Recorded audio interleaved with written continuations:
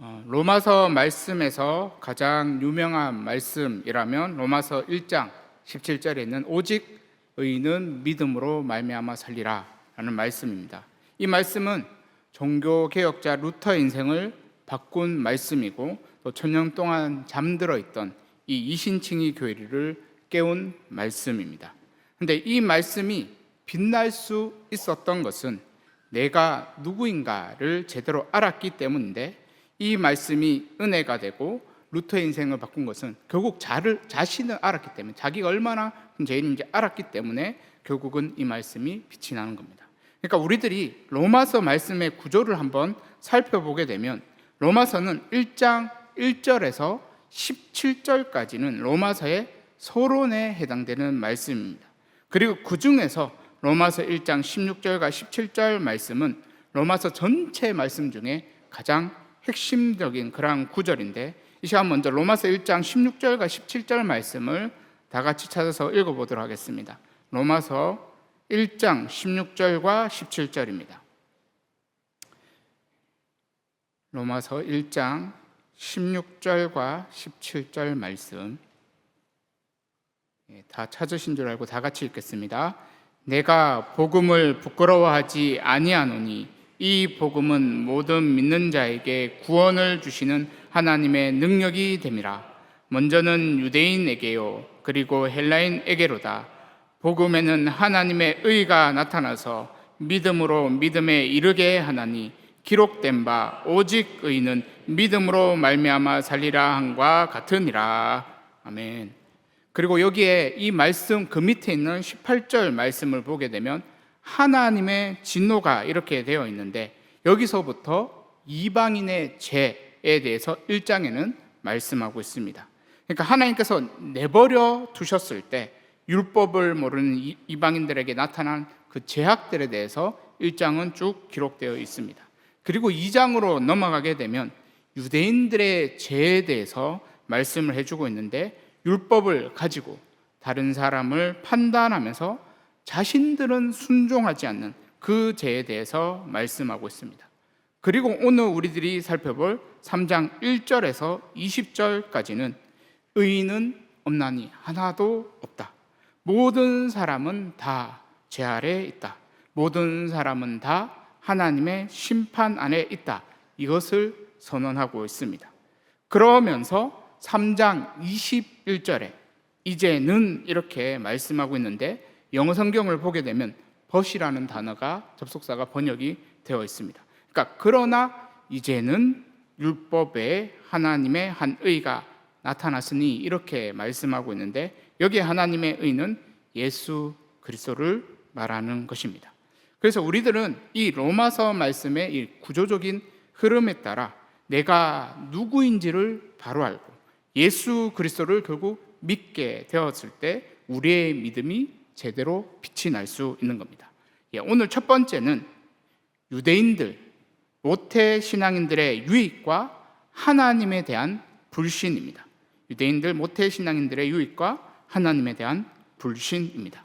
우리들은 종종 모태 신앙인들을 믿음에 대한 열정이 좀 부족해서 아무것도 못한다라고 해서 모태 신앙인들을 좀 어떻게 보면 조롱 아닌 그런 이야기를 하게 되어지는데, 오늘 본문 말씀에는 모태 신앙인들만큼 하나님께 큰 복을 받은 사람은 없다라는 것을 말씀해 주고 있습니다. 오늘 본문 1절과 2절 말씀을 보면, 그런즉 유대인의 나음이 무엇이며 할례의 유익이 무엇이냐, 범사에 많으니 우선은 그들이 하나님의 말씀을 맡았음이니라.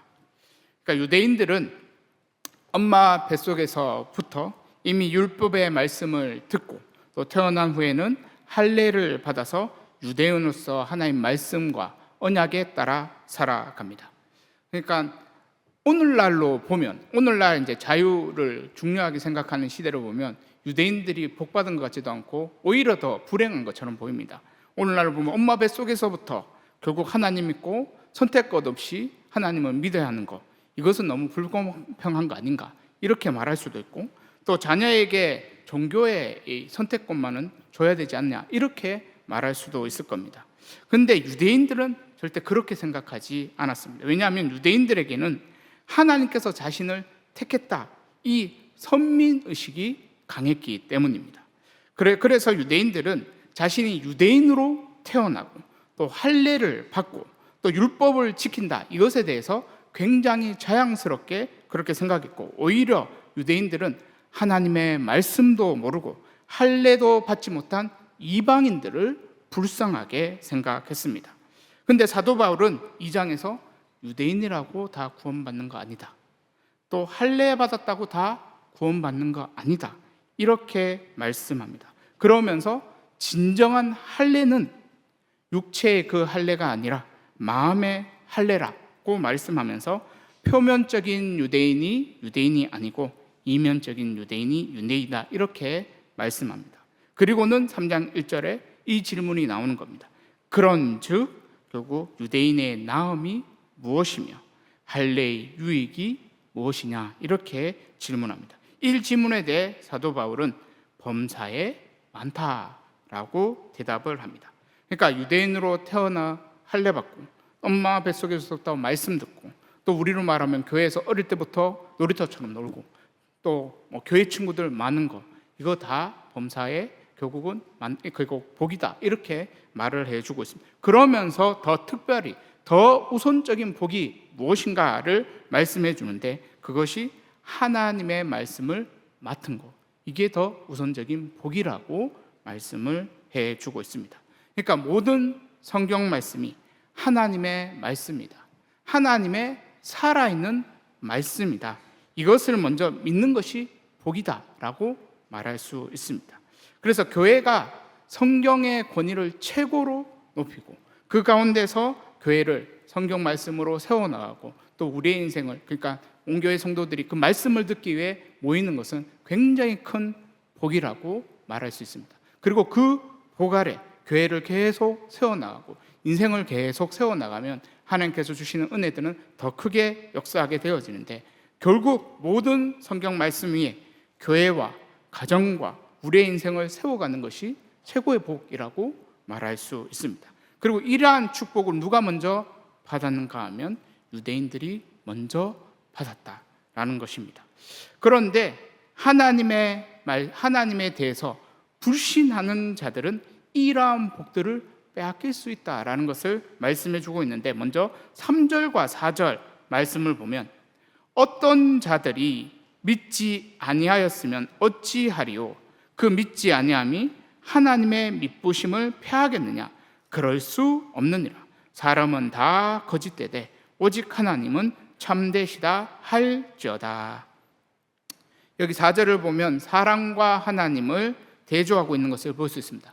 사람은 다 거짓되다, 이렇게 말하고 있고 오직 하나님만 참되다, 이렇게 말씀하고 있습니다. 그러니까 하나님께서는 한 번 약속한 이 말씀을 반드시 지키시는 참되신 분이시고 참 믿부신 분이십니다. 그래서 자신이 택한 백성을 끝까지 책임지시고 은혜를 베풀어 주십니다. 그런데 그렇게 택한 백성에게 은혜를 베풀어 줘도 결국 하나님을 불신하는 그러한 사람들이 있습니다. 그래서 그러한 자들은 결과적으로 구원을 받지 못한다라고 한다면 당연히 그 하나님을 불신한 그 자의 책임이라고 말할 수 있습니다. 그런데 어떤 자는 이렇게 말합니다. 하나님께서 택하셨으면 끝까지 구원해 줘야 되는 거 아니냐, 하나님께서 택하셨는데 불신했다고 해서 구원해서 제외시키면 되는 거냐, 다시 말해서 하나님께서 능력이 없어서 그 사람 구원 못한 거 아니냐, 이렇게 말할 수 있다는 겁니다. 그러니까 구원해 주시기로 약속했으면 약속 지켜야 되는데 약속 못 지켰으니까 하나님께서 약속 어기신 거 아니냐, 이렇게 말하면서 구원 못 받는 거, 이거에 대한 모든 책임을 하나님께 떠넘겼던 것입니다. 그런데 이러한 말에 대해서 사도 바울은 어떻게 얘기하냐면 그럴 수 없느니라, 이렇게 말하면서 성경 한 구절을 인용하고 있는데, 다윗이 이제 밧세바를 범한 후에 회개했을 때 그 말씀을 인용합니다. 4절 중반절을 보면 기록된 바 주께서 주의 말씀에 의롭다함을 얻으시고 판단받으실 때 이기려 하심이라 함과 같으니라. 이 말씀은 시편의 51편에 나오는 말씀인데, 우리들이 큰 죄를 지으면 그 죄를 숨기게 되고, 숨기려 하다 보니 더 많은 죄를 짓게 됩니다. 그러면서 결국은 자신의 잘못을 인정하지 못합니다. 다윗도 어떻게 보면 밧세바를 범한 후에 자신의 죄를 감추기 위해 더 큰 죄를 지었습니다. 그런데 나단 선지자가 다윗에게 선포했을 때, 말씀을 딱 선포했을 때 그 말씀을 듣고는 철저하게 회개하고, 다윗은 여기에 오늘 본문에 이 고백을 하게 되는데, 주의 말씀은 다 의롭습니다. 주의 판단은 다 옳습니다. 내가 아무리 변명하고 합리화해도 하나님이 이기십니다. 이렇게 이야기를 하게 됩니다. 그러니까 다윗이 만약 그 밧세바를 범한 죄, 그리고 그의 숨기려고 했던 그 죄로 인해서 하나님께서 지옥으로 보내신다면 그 지옥에 다윗이라도 갈 수밖에 없습니다. 그런데 하나님께서는 자비로우신 그러한 분이시기 때문에 말씀 앞에서 자신의 죄를 철저하게 결국은 깨닫고 회개하는 자를 용서해 주십니다. 그래서 이것이 어떻게 보면 하나님의 자비입니다. 그리고 하나님의 공의라고도 말할 수 있는데, 그런데 어떠한 자들은 자신은 하나님을 불신하고 죄를 짓고도 회개하기 싫어한 그러한 자들은 자신이 이제 불의한 일을 해놓고는 하나님의 영광이 드러났다, 하나님의 의의가 드러났으니까 내가 불의하게 했던 그거에 대해서 심판하면 안 된다, 그런 것을 심판한 것은 하나님이 더 불의한 것이다, 이렇게 말하는 사람이 있다라는 겁니다.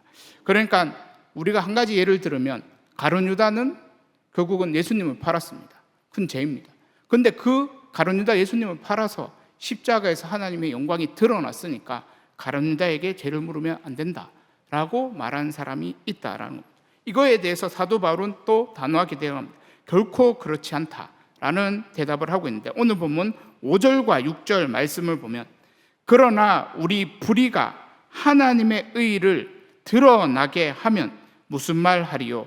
내가 사람의 말하는 대로 말하노니 진노를 내리시는 하나님이 불의하시냐? 결코 그렇지 아니하리라. 만일 그러하면 하나님께서 어찌 세상을 심판하리요? 그러니까 하나님께서는 가룟 유다가 없으셔도 자신의 의와 영광을 얼마든지 드러낼 수 있는 그러한 분이십니다. 그래서 공의로우신 그 하나님께서는 모든 사람을 각자의 행위대로 심판을 하십니다. 그런데 하나님께서는 또 얼마나 자비로우신지, 우리가 죄를 지어도 또 회개하면 용서를 해 주십니다. 그러니까 우리는 회개하면 용서를 받는 거예요. 근데 그것 때문에 또 이상한 말을 하는 사람이 있는 겁니다. 용서받으면 또 죄를 지으면 되는 거 아니냐, 하나님의 자비를 더하게 하려면 죄를 계속 지어도 되겠네, 이렇게 말하는 사람들이 있다는 거예요. 이거에 대해 사도 바울은 또 단호하게 얘기합니다. 그들은 정죄받는 것이 마땅하다라고 이야기를 합니다. 오늘 보면 7절과 8절 말씀을 보면, 그러나 나의 거짓말로 하나님의 참되심이 더 풍성하여 그의 영광이 되었다면 어찌 내가 죄인처럼 심판을 받으리요? 또는 그러면 선을 이루기 위하여 악을 행하자 하지 않겠느냐? 어떤 이들이 이렇게 비방하여 우리가 이런 말을 한다 하니 그들은 정죄받는 것이 마땅하니라. 그러니까 선을 위해 악을 행하자, 이렇게 말하는, 이런 식으로 지금 복음을 전하고 있다, 이렇게 말하는 사람에게 그런 말 한다는 그 자체, 그냥 그 말로 그냥 너희들은 정죄받아야 된다라고 이야기를 하고 있는 것을 볼 수가 있습니다. 그러니까 우리들이 하나님을 불신하고 하나님의 말씀을 불신하기 시작하면 신앙생활이 굉장히 복잡해지는 것입니다. 온갖 변명과 자기 논리로 자기가 그 지은 죄 합리화하려고 하고, 또 절대 말씀 앞에서 회개를 하지 않는 겁니다. 근데 오늘 성경 말씀에는 뭐라고 말씀하고 있는가 하면 주의 말씀이 옳다라고 말씀하고 있습니다. 주의 판단이 옳다라고 말하고 있습니다. 우리가 막 고집을 부려도 주님께서 이기신다라고 말씀을 하고 있습니다. 그래서 말씀의 그 절대 권위 앞에 우리가 아무리 변명을 내뱉고 또 자기 합리화를 이야기하고 또 자기의 의를 내셔도 아무 소용이 없는 겁니다. 그 말씀 앞에서는 어떻게 보면 다윗처럼 그냥 엎드리면 되는 겁니다. 말씀 앞에서 하나님의 말씀이 옳습니다. 하나님의 판단이 옳습니다. 내가 못 이깁니다. 그냥 엎드려서 회개하게 되어지면 하나님께서 용서해 주십니다. 회개하면 살게 되어지는 겁니다. 누가 뭐라고 해도 회개하면 하나님께서 용서해 주십니다. 그리고 거기서부터 그냥 새 출발하면 되는 겁니다. 이전처럼 살지 않으면 제가 절대 발목을 잡지 않습니다. 결국 우리가 말씀을 듣는다라는 것이 결국은 죽음의 길로 가는 우리의 인생길을 바꾸는 것이라고 말할 수 있습니다. 그래서 말씀을 듣는 것이 복이라고 말할 수 있는데, 오늘 두 번째는 유대인이나 헬라인이나 다 죄 아래 있다라고 말씀하고 있습니다. 유대인들은 결국 하나님 말씀을 맡았기 때문에 이미 복받은 자들이라고 말할 수 있습니다.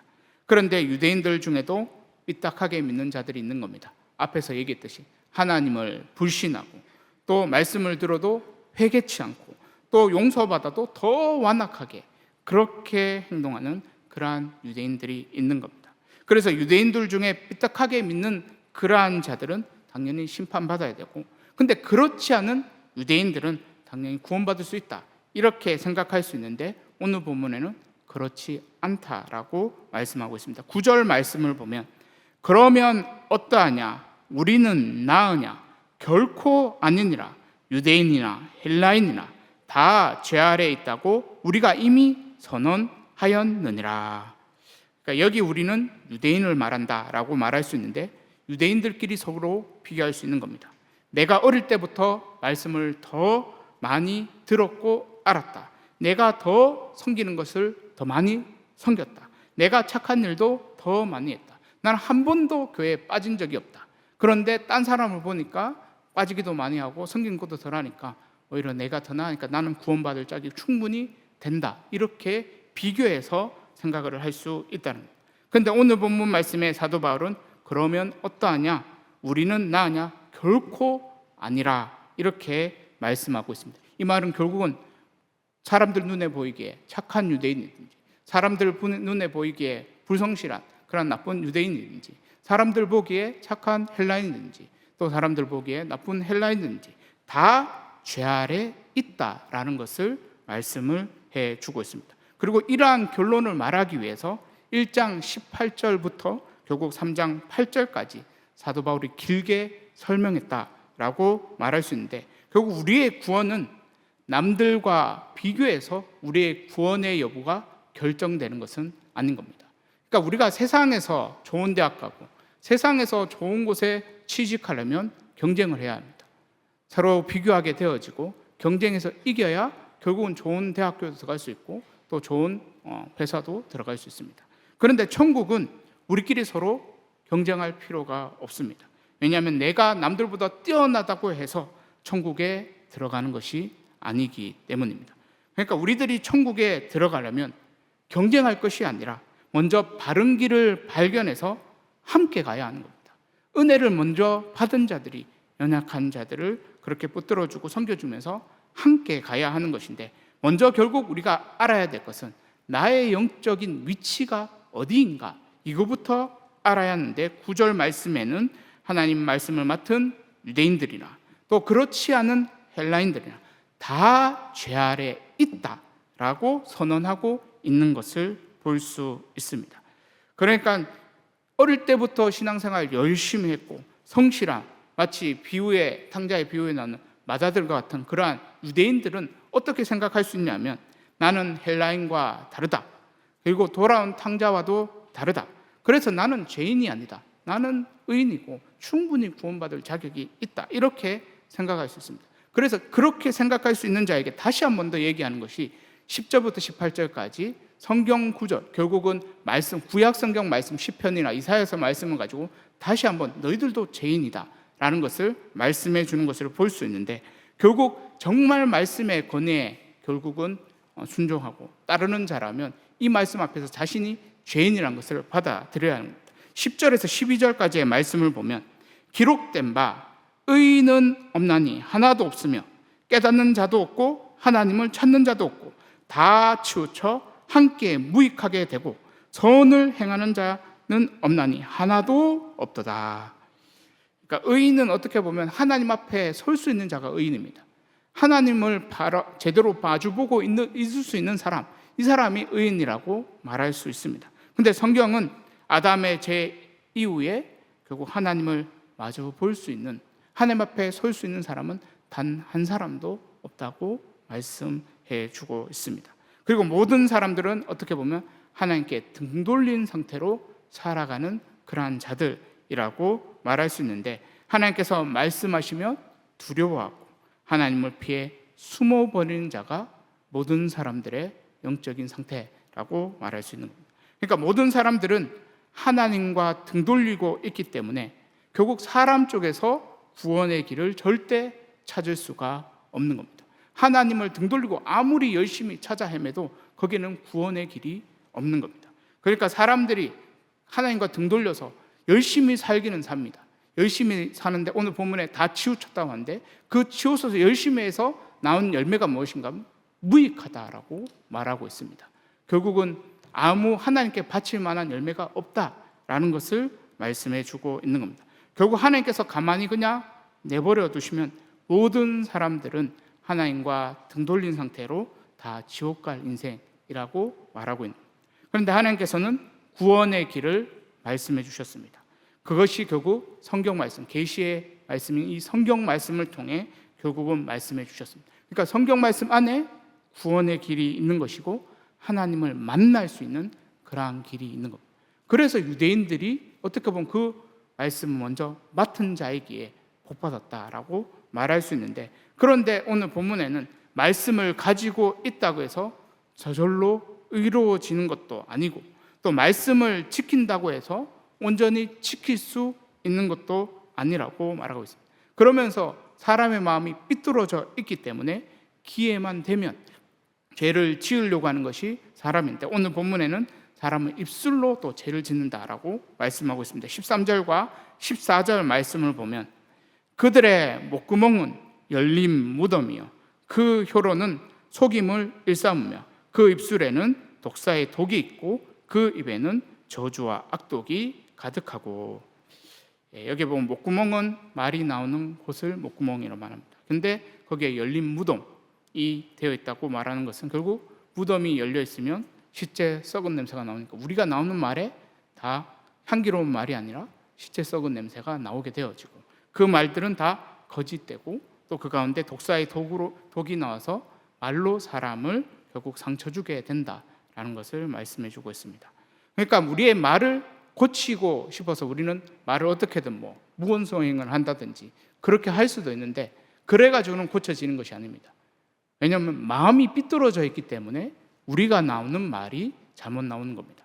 마태복음 15장 18절 말씀을 보면 예수님께서는 이렇게 말씀했습니다. 입에서 나오는 것들은 마음에서 나오나니 이것이야말로 사람을 더럽게 하느니라. 결국 우리의 말을 고치려면 우리의 마음을 바꿔야 합니다. 우리의 마음을 바꾸고 우리 안에 말씀이 채워질 때 결국 우리의 나오는 말도 점점 달라지게 되어 있습니다. 저는 말하는 게 좀 원래 어릴 때 험했습니다. 원래는 조용한데 운동만 하면 험했습니다. 그래서 운동해서 못하는 사람 보면 말로 그냥 해서 상처도 많이 줬습니다. 근데 예수님을 믿고 제가 마음을 바꿨는데 그래도 운동을 하면 입에서 나오는 말이 좋지가 않은 겁니다.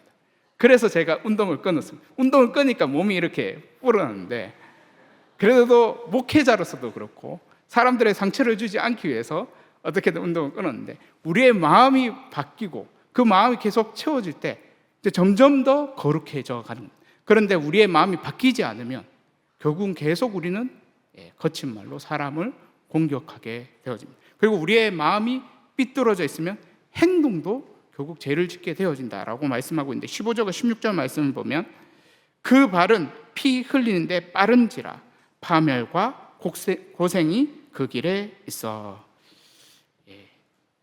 우리가 한 가지 예를 한 개 들면 금방 우리의 마음이 얼마나 삐뚤어져 있는지 알 수 있는데, 그러면서 행동을 옮기는 것을 알 수 있는데, 19세 이상의 영상을 보지 마라 하면 우리는 거기에서부터 그 말에 꽂혀서 보지 마라 하는 그것에 꽂혀가지고 안 봐야지 하면서 보는데 빨리 달려가서 죄를 짓는 것을 볼 수. 그러니까 봐라 하면 그냥 별 상관이 없습니다. 근데 보지 마라 하면 꼭 우리는 그것 때문에 마음이 끌리면서 충동이 일어나서 행동을 합니다. 그러니까 우리가 모든 걸 다 해도 되는데 한 가지 하지 마라 하면 그 한 가지를 하고 싶은 충동이 우리에게 일어나서 죄 짓는데 빠르게 행동하는 것을 우리의 모습을 통해 볼 수 있습니다. 이 말은 결국은 아담이 딱 한 가지 선악과 먹지 마라 했는데 죄 지었습니다. 그래서 아담 때문에 우리가 다 고생받는다 하는데 우리의 인생 가운데는 이 선악과가 많은 거예요. 그런데 그 선악과 앞에 우리는 죄를 짓고 있습니다. 그러니까 아담 때문이 아니라 우리가 죄인이고 우리의 죄 때문에 우리는 지옥으로 끌려가는 것이고 심판받는 겁니다. 그리고 우리가 그러한 마음이 있기에 죄를 짓는 데 빠른 것이고 그 죄를 지으면서 자신의 영혼도 파멸하지만 다른 사람의 영혼도 파멸하고 고생하게 만드는 것입니다. 그리고 오늘 본문에 우리들이 죄를 짓는 이유는 하나님을 두려워하지 않기 때문이라고 말씀하고 있는데 18절 말씀을 보면 그들의 눈앞에 하나님을 두려워함이 없느니라 함과 같으니라. 그러니까 하나님께 등 돌린 인생은 하나님을 두려워하지 않습니다. 왜냐하면 하나님이 보이지 않기 때문입니다. 그러니까 우리의 인생이 바르게 일단 가려면 먼저 등 돌린 우리가 돌이켜야 돼요. 돌이켜야 주를 볼 수가 있는 겁니다. 오늘 마지막 세 번째는 하나님의 심판을 피할 수 없는 이유는 죄 때문이라는 것입니다. 유대인들의 최고의 복은 앞에서 계속 얘기했지만 하나님의 말씀을 맡은 게 최고의 복입니다. 그런데 유대인들이 율법의 말씀을 가지고 있어도 이방인들과 똑같은 죄인들이었고 또 율법을 잘 지킨다 해도 이방인과 같은 똑같은 죄인이었기 때문에 그럼 율법이 있든 없든 무슨 차이가 있느냐 이렇게 생각할 수 있습니다. 그런데 율법은 율법 아래에 있는 자들에게 이것을 명확하게 알려준다고 말씀하고 있는데 19절 말씀을 보면 우리가 알거니와 무릇 율법이 말하는 바는 율법 아래에 있는 자들에게 말하는 것이니 이는 모든 입을 막고 온 세상으로 하나님의 심판 아래 있게 하려 함이라. 그러니까 이 말은 율법은 우리들이 심판받아 마땅한 죄인이라는 것을 알려준다라는 것을 명확하게 알려준다라는 것. 왜냐하면 율법은 죄를 깨닫게 하기 때문에 20절 말씀을 보면 그러므로 율법의 행위로 그 앞에 의롭다 하심을 얻을 육체가 없나니 율법으로는 죄를 깨달음이니라. 그러니까 율법이 죄를 깨닫게 해주니까 그 죄 때문에 하나님의 심판에서 피할 수 없다라는 것을 말해주고 있는 것을 볼 수 있습니다. 그런데 이것이 그러면 어떻게 복이 될 수 있는가 하는 것은 심판에서 벗어나기 위해 구원자를 찾기 때문에 그러니까 우리가 죄를 깨달으면 이 죄의 문제를 해결하기 위해 결국 구원자를 찾기 때문에 이게 복이 된다라고 말하고 있는 겁니다. 그러니까 우리에게 구원자의 필요성을 못 느끼면 우리가 아무리 그 사람 앞에 가서 결국 예수님이 너를 구원했다. 예수님께 너의 죄 때문에 십자가에 달려 죽었다. 아무리 복음을 전해도 결국은 그 필요성을 못 느끼기 때문에 믿지 않습니다. 그런데 율법이 죄를 깨닫게 합니다. 그리고 죄를 깨달아서 그 죄를 갖고 있다가 내 진짜 심판에 정말 심판에서 벗어날 수 없겠구나 이렇게 절실하게 깨닫게 되어지면 결국 예수님 구원자를 찾게 되어질 것이고 그리고는 그 구원자를 믿게 될 것입니다. 그래서 결국 이것이 복이라고 말할 수 있는데 예수님께서는 이렇게 말씀하셨습니다. 건강한 자에게는 의사가 쓸데없고 병든 자에게야 쓸데있느니라. 나는 의인을 부르러 온 것이 아니요 죄인을 부르러 왔느니라. 그러니까 율법이 우리를 죄인이다라는 것을 알려줍니다. 우리가 죄를 가졌다라는 것을 알려준다. 그런데 유대인들은 율법을 가지고도 예수님을 믿지 못했는데 율법의 행위로 의롭다 하심을 얻으려고 했기 때문에 율법의 행위를 잘 지켜서 결국은 자신이 구원을 이루려고 했기 때문입니다. 그래서 율법을 가지고도 이들은 자신이 죄인됨을 깨닫지 못했던 겁니다. 그러니까 율법은 우리에게 죄인이라는 것을 깨닫게 합니다. 그리고 그 죄인이라는 것을 깨달으면 나에게는 소망이 없고 결국은 예수님, 그 나를 구원한 그 예수님이 나의 소망이라고 붙들게 되어집니다. 그리고 율법을 알면 알수록 하나님의 말씀을 바르게 알면 알수록 우리는 내가 그 말씀대로 살 수 없구나. 나는 진짜 큰 죄인이구나, 이렇게 고백하게 되어진대. 그러면서 예수님을 더 의지하게 되고 예수님을 더 믿게 되어집니다. 그래서 사도 바울은 이렇게 고백합니다. 로마서 7장 24절과 25절 말씀을 보면 이렇게 되어 있습니다. 오라, 나는 공고한 사람이로다. 이 사망의 몸에서 누가 나를 건져내라. 우리 주 예수 그리스도로 말미암아 하나님께 감사하리로다. 그러니까 말씀을 붙들면 붙들수록 그 가운데 우리가 깨닫는 것은 죄에 대해서 민감해지고 죄를 더 깊이 깨닫게 됩니다. 그러면서 어떻게 보면 사도 바울과 같은 그런 고백까지 가게 되어지는데, 그때 결국 우리는 더 예수님을 붙들어서 건짐받는 은혜를 경험하는 겁니다. 그러면서 그 십자가는 더 큰 은혜로 나에게 다가오고, 더 이제 십자가가 내 인생 가운데 더 소중하게, 더 십자가만, 또 예수님만 믿고 그렇게 살아가게 되어집니다. 결국 이 말은 결국 죄의 깊이가 신앙의 깊이라고도 말할 수 있다라는 것입니다. 결국 율법이 예수님을 믿게 합니다. 그런데 우리가 신앙이 좋다고 율법을 좀 멀리하고, 하나님의 말씀을 좀 멀리하고, 또 신앙이 좋다고 말씀 듣는 것을 게을리하게 되어지면, 그러면 우리는 압니다. 머릿속으로 나는 죄인이다 라는 것을 알지만 가슴으로 그것을 절실히 느끼지 못하니까 예수님 믿는 믿음이 약해지는 거예요. 어쩌면 죄를 짓고 내가 잘못된 길에 가 있는데도 나는 괜찮다라고 생각을 할 수 있는 겁니다. 그래서 복이 무엇인가 하면 말씀을 가까이 하는 것이 복입니다. 말씀을 통해 죄를 깨닫는 것이 복입니다. 그리고 죄를 깨달아서 거기에 머물러 있으면 안 돼요. 그 죄를 깨닫는 우리가 예수님을 붙들게 되어졌을 때, 더 의지하게 되고 믿게 되어졌을 때, 그것이 참된 복이라고 말할 수 있는 겁니다. 사랑하는 주의 청년 여러분, 오늘 성경 말씀은 의인은 없나니 하나도 없다라고 말씀해 주고 있습니다. 그런데 하나님 말씀을 붙들지 않으면 내가 죄인이라는 것을 잘 깨닫지 못합니다. 어릴 때부터 죄인이다라고 들어서 알지만 가슴으로 결국 절실하게 깨닫지 못합니다. 그것을 깨닫지 못하면 믿음이 약해지는 겁니다. 믿음이 막연해지게 되는 겁니다. 하지만 말씀을 붙들면서 죄를 더 깊이 깨달을수록 우리는 예수님을 더 깊이 믿게 되어집니다. 그리고 말씀을 붙드는 자들이 오직 믿음으로 살아갈 수 있는 것입니다. 사랑하는 주의 청년 여러분, 말씀을 더 가까이 할 수 있기를 바랍니다. 말씀을 통해 죄를 깨닫고 예수님을 더 의지하고 예수님을 더 믿을 수 있기를 바랍니다. 그래서 우리의 신앙생활이 오래되면 오래될수록, 또 말씀을 더 깊이 알아가면 알아갈수록 우리 믿음 또한 더욱 견고해지고 우리의 믿음이 더욱 깊어질 수 있는 그러한 모든 주의 청년들과 성도들 다 될 수 있기를 간절히 소망합니다. 제가 기도하도록 하겠습니다. 하나님 아버지, 말씀의 거울에 나를 비추어 볼 수 있기를 원합니다. 늘 말씀을 가까이 하여 나를 볼 수 있기를 원합니다. 우리들 안에 선한 것이 하나 없는데 나에게서 소망을 찾지 말고 나를 위해 십자가에 달려 죽으신 예수님으로부터 소망을 찾는 우리들이 다 될 수 있도록 은혜 다하여 주시옵소서. 하나님 아버지, 죄를 깨달을수록 더 예수님을 의지하기를 원합니다. 예수님을 더욱 사랑하고 예수님을 더욱 잘 믿을 수 있도록 은혜 베풀어 주시옵소서. 신앙의 연수가 더해갈수록, 주의 말씀을 더 알아가면 알아갈수록 우리의 믿음 더욱 단단해지고 견고해질 수 있도록 은혜 베풀어 주시옵소서. 주의 말씀을 붙들을수록 하나님에 대한 불신은 사라지고 오직 믿음으로 살아가는 우리들이 다 될 수 있도록 은혜 다하여 주시옵소서.